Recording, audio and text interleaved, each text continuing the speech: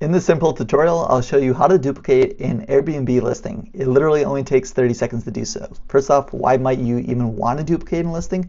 Maybe if you're coming up with a new listing, it's a lot easier and quicker to just duplicate and move over your settings from the old listing to your new one, and also helps you avoid any mistakes in the future. So maybe you wouldn't recognize until you get a booking that, hey, I forgot to put the cleaning fees on.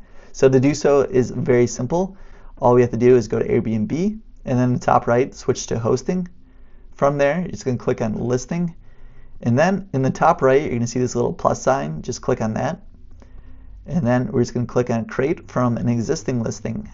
And then just click on the actual listing that you want to duplicate.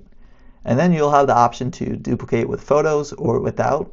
And then that's it. It's going to take you through the startup process. If this video helped you out, please smash that like button and subscribe, and also check out our website for more video content and help. See you guys in the next one. Peace.